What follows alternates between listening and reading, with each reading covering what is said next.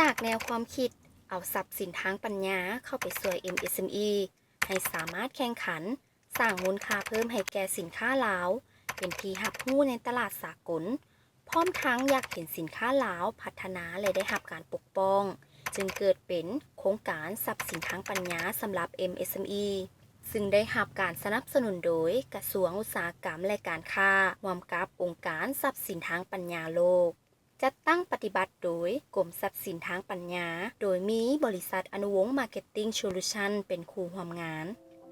พวกเขาได้เริ่มต้นโครงการโดยประกาศหา MSME เพื่อสมัครเข้าร่วมงานสัมมนาในหัวข้อทรัพย์สินทางปัญญาสร้างมูลค่าให้ธุรกิจของทานในวันที่2 พฤศจิกายน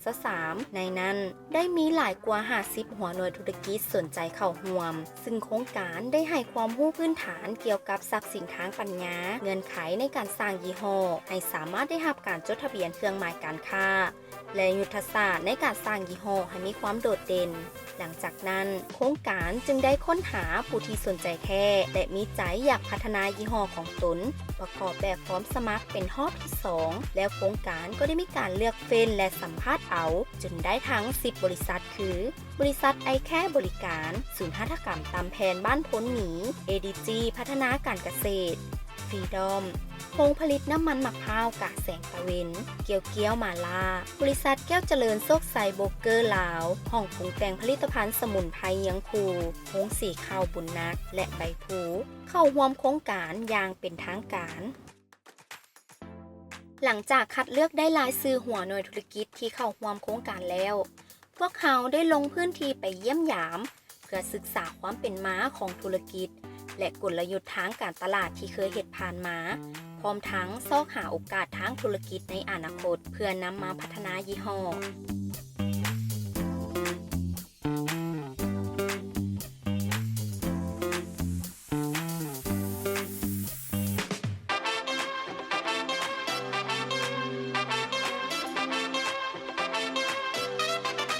พวกเขาได้มีการจัดการฝึกอบรมแบบลงลึกในการสร้างยี่ห้อให้สามารถจดทะเบียนเครื่องหมายการค้าและยุทธศาสตร์ในการสร้างยี่ห้อให้ผู้ประกอบการทั้ง10หัวหน่วยธุรกิจให้เข้าใจถึงปัญหาของตนเองก่อนที่จะมาพัฒนาให้ได้รับการปกป้องและเข้าถึงกลุ่มเป้าหมายหลายขึ้นขบวนการพัฒนายี่ห้อพวกเขาได้เอาใจใส่ทุกขั้นตอนโดยคำนึงถึงปัญหาที่ผู้ประกอบการพบอยู่เป็นหลักจนได้มาซึ่งยี่ห้อที่ได้รับการพัฒนาแล้วและพร้อมจดทะเบียนเครื่องหมายการค้า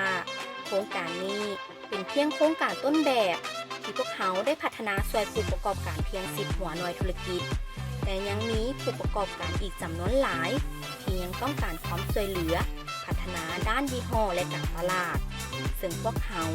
ยังคงต้องการการช่วยเหลือจากทุกภาคส่วนเพื่อสืบต่อโครงการดีๆแบบนี้ให้ทั่วถึงเพราะพวกเขาอยากเห็นสินค้าลาวพัฒนาและได้รับการปกป้อง